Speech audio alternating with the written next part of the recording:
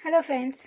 हम इंग्लिश के noun pronoun ये तो देखे हैं, इसके रूल्स भी देखे हैं और एडजेक्टिव भी हम स्टार्ट किए हैं। तो एडजेक्टिव के हम लोग को पता है एडजेक्टिव क्या है और उसका कुछ बेसिक रूल्स हमने आपको बताया था। तो आज हम करेंगे उसके कुछ और रूल्स, ठीक है। चलो स्टार्ट करते हैं फिर। तो अब हम देखेंगे कि जैसे लिटिल वर्ड यूज़ होता है उसी तरह फ्यू भी एक वर्ड है जो हम यूज़ करते हैं।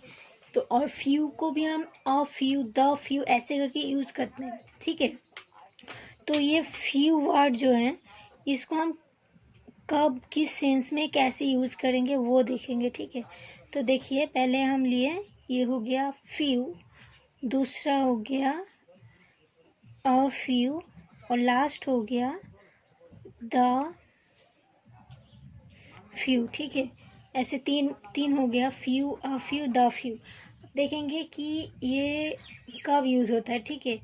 ये एक्चुअली यूज़ होता है जब मैक्सिमम यूज़ होता है कि नेगेटिव सेंस में, कि जब ऑलमोस्ट ना हो, मतलब कोई भी कुछ भी चीज़ मतलब एकदम थोड़ा सा, मतलब कि ऐसा है कि है ही नहीं, बस थोड़ा सा नाम के लिए बचा है, ऐसे टाइप का जब होता है ना तो यूज़ किया जाता है फ्यू। इसका मीनिंग क्या होता है? ऑलमोस्ट नॉट, ठीक है। ये जो है फ्यू का मीनिंग है। मतलब आई हैव फ्यू फ्रेंड्स, मतलब कि मेरे बहुत कम फ्रेंड्स हैं। इतना फ्रेंड्स है कि मतलब ना के बराबर ही फ्रेंड्स है, मतलब एकदम ही कम फ्रेंड है जो कि ना के बराबर है। ऐसा अगर हो ना तो फ्यू यूज़ किया जाता है। तो इसका हम एग्जाम्पल ले रहे हैं, आई हैव फ्यू फ्रेंड्स, ठीक है। ये हो गया फ्यू का यूज़, ठीक है। फिर अब देखेंगे हम ए फ्यू कब यूज़ होता है, ठीक है। ए फ्यू का हम यूज़ देखेंगे। तो ए फ्यू का मीनिंग क्या है? सम बट नो मेनी, थोड़ा सा लेकिन बहुत ज़्यादा नहीं, ऐसा अगर हो तो होता है a few. Some but no not many, ऐसा होता है इस सेंस में। इसको हम यूज़ कर इस मतलब ऐसा अगर सेंस आए कि बहुत ज़्यादा नहीं बस थोड़ा सा, ऐसे करके अगर बोले तो वो वहाँ पर हम अ फ्यू लिखेंगे।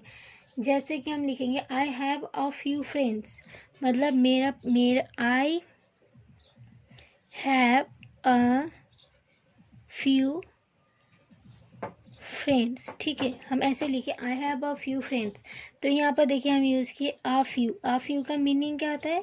सम, मतलब मेरे थोड़े ही फ्रेंड है, बहुत ज़्यादा नहीं, थोड़े ही है, सम ही है। तो तब हम यूज़ करते हैं अ फ्यू, ठीक है। अब देखिए द फ्यू भी है। तो द फ्यू का मतलब क्या है? वॉट एवर देयर इज, ठीक है।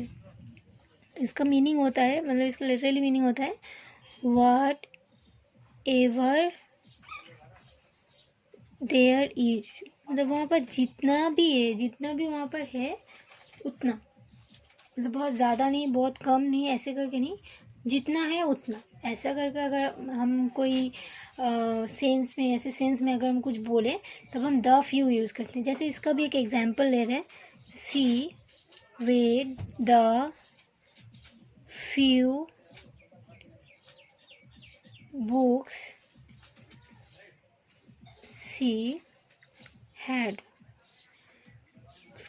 उसके पास जितनी बुक थी वो उसने सारी बुक पढ़ ली, ठीक है। मतलब whatever there is, whatever book she had, she read all of those, ठीक है। तब होता है कि दी फ्यू, ठीक है। तब उस सेंस में हम दी फ्यू यूज़ करते हैं।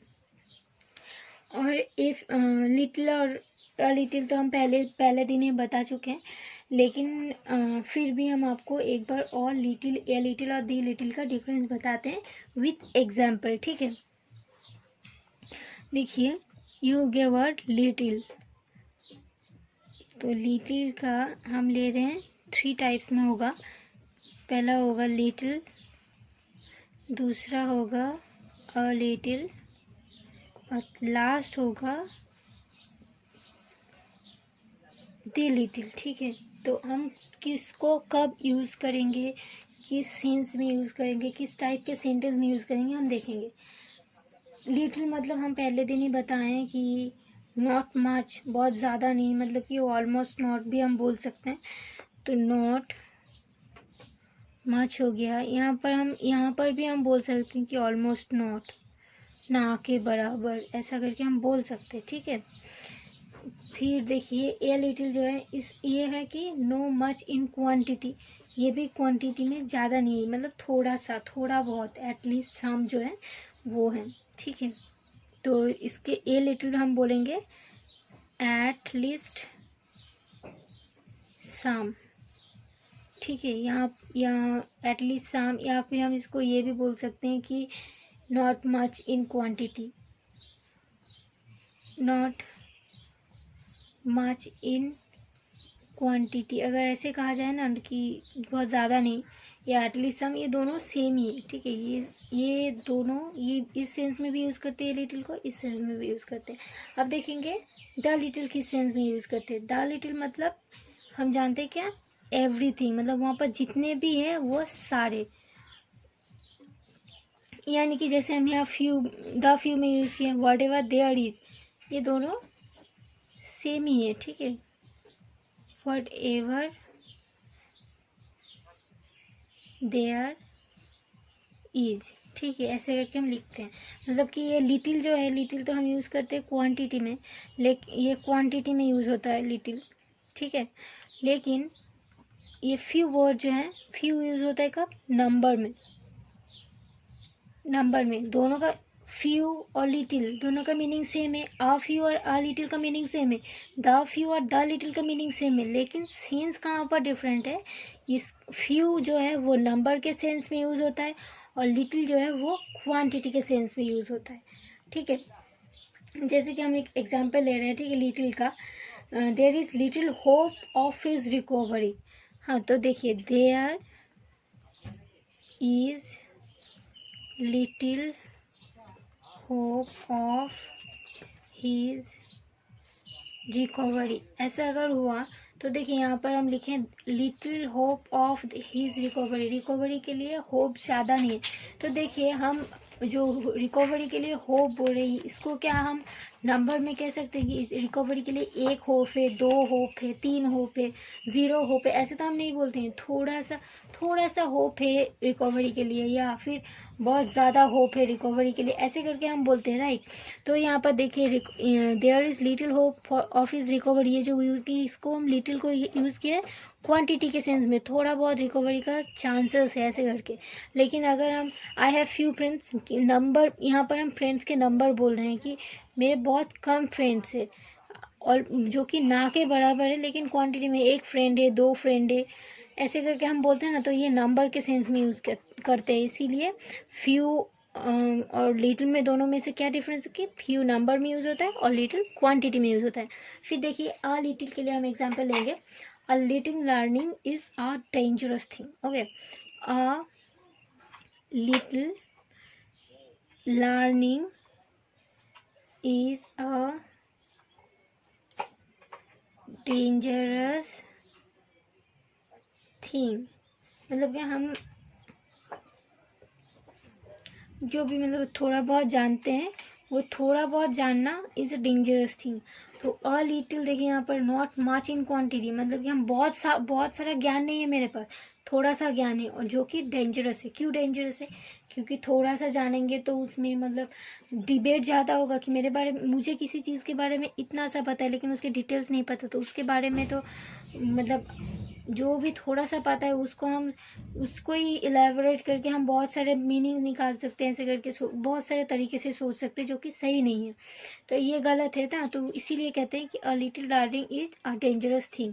तो यहाँ पर अ लिटिल लर्निंग, ये लर्निंग जो है इसको हम नहीं बोल सकते कि एक लर्निंग का नंबर नहीं बोल सकते कि 1 लर्निंग, 2 लर्निंग, 3 लर्निंग, 4 5, ऐसे करके नहीं बोल सकते। यहाँ पर आ लिटिल लर्निंग मीन्स थोड़ा सा ज्ञान, थोड़ा सा, that is some, little, at least some, या नॉट मच, ये जो है ये क्वांटिटी के बेस में कहा जाता है, ठीक है।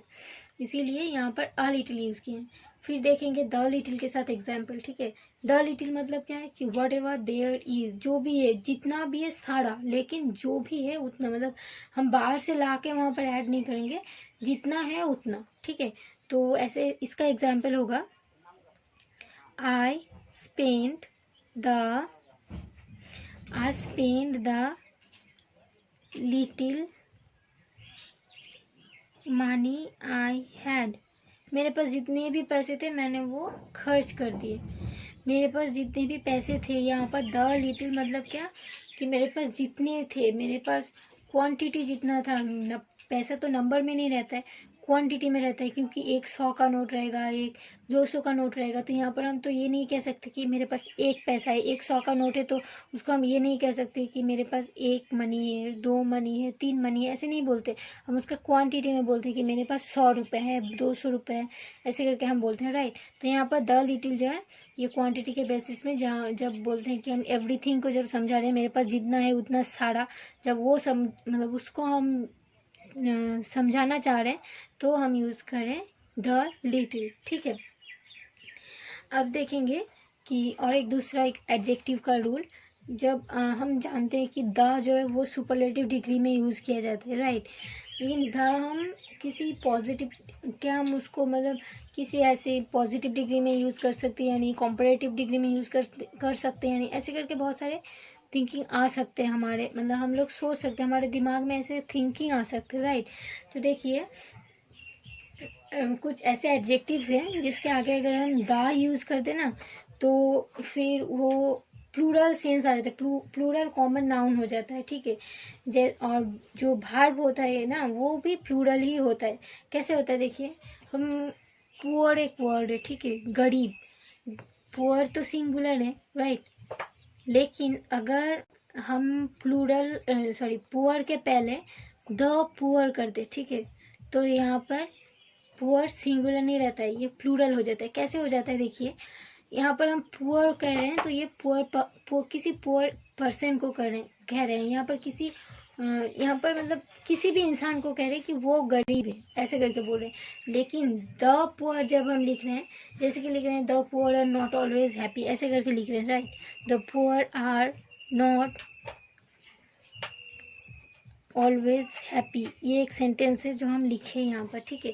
तो यहाँ पर देखिए द पुअर के पहले हम यूज़ कर रहे हैं द, और यहाँ पर देखिए भार्ब यूज़ कर रहे हैं आर। तो यहाँ पर आर क्यों हो रहा है, यहाँ पर पुअर मतलब किसी एक पुअर के बारे में नहीं बता रहे हैं, किसी एक गरीब को नहीं बता रहे हैं, यहाँ पर पुअर बता रहे हैं।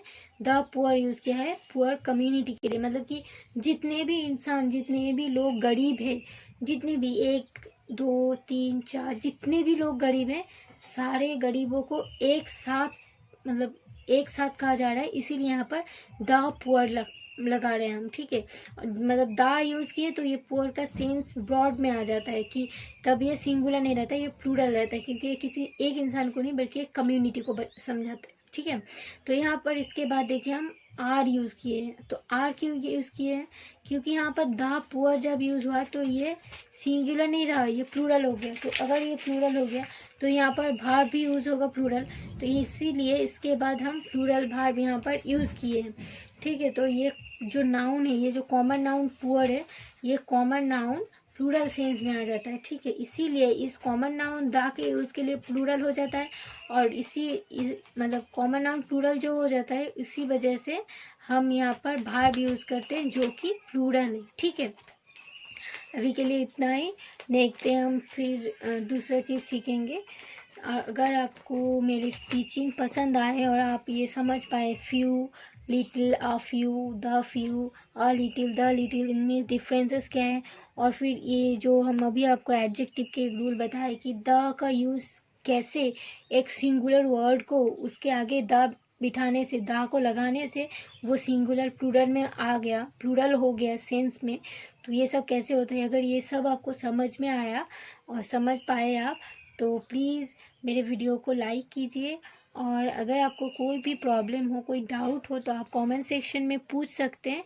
और वीडियो पसंद आए तो अपने फ्रेंड्स के साथ शेयर कीजिए, ताकि उन्हें भी ये सारी चीज़ें सीखने का मौका मिले। अब हम नेक्स्ट वीडियो में फिर आपसे मिलेंगे, और फिर आपको किसी नए चीज़ के बारे में बोलेंगे, या किसी नए थिंग्स के बारे में हम स्टडी करेंगे, ठीक है। Thank you.